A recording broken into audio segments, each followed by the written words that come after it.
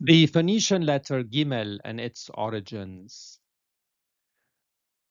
First origin is the Proto-Sinaitic circa 1800 to 1500 BC. The letter's meaning was a throw stick, likely pronounced as Gaml or Gimel in Canaanite. Hence the acrophonic principle of the sound G.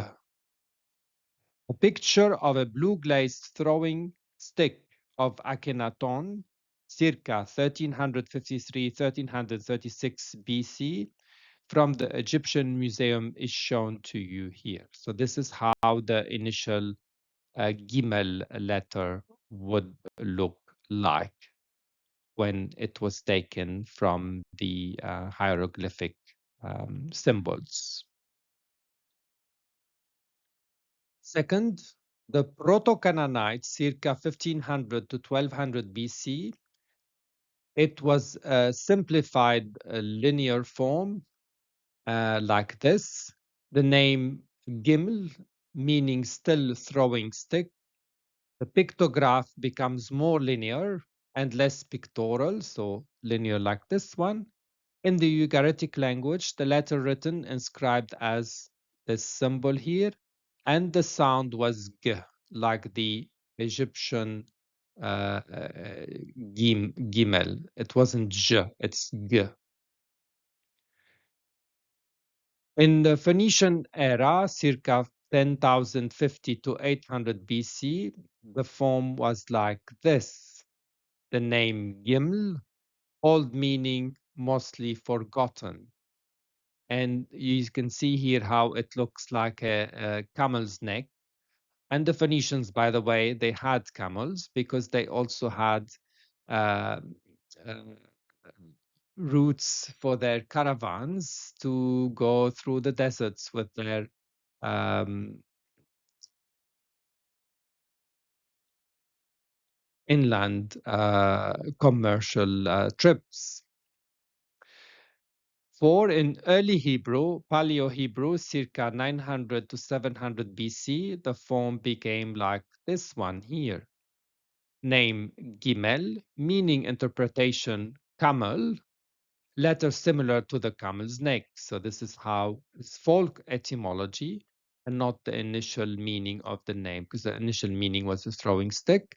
And here it looked like a camel's neck. So, and it's Gimel, and that's the name of the camel. So in Hebrew and Phoenician. So, and then people said it looks like a camel's neck and it's Gimel. So it is folk etymology. And there's nothing wrong with that.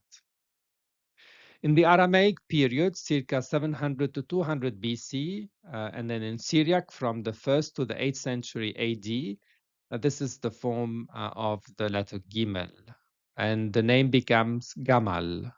Gamal.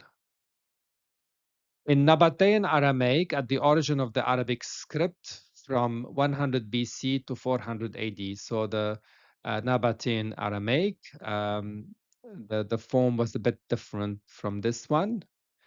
And I couldn't get it for you to review, but you can look it up.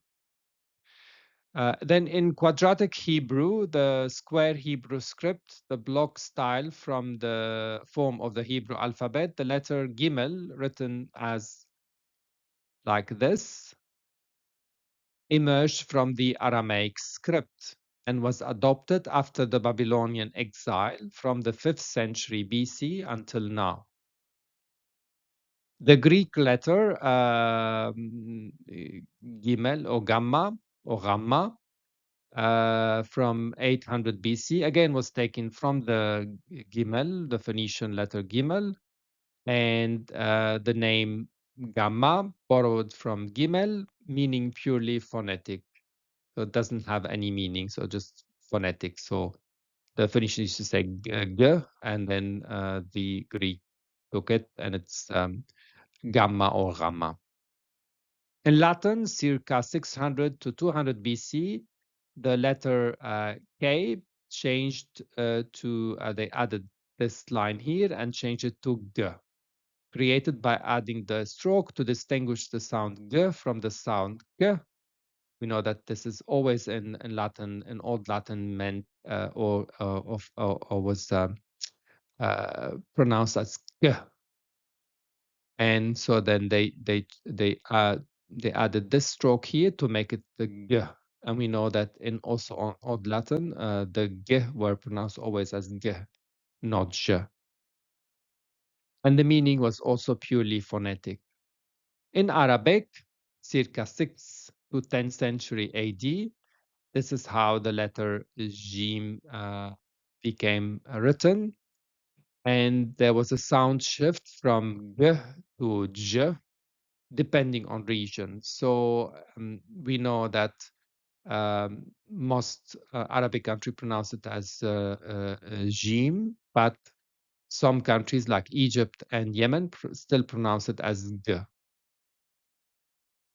Gamal Abdel Nasser, for example, or Jamal Abdel Nasser. So in Arabic, from 6th to 10th century, the letter had a sound shift from G to J. And that's the story of the letter Gimel.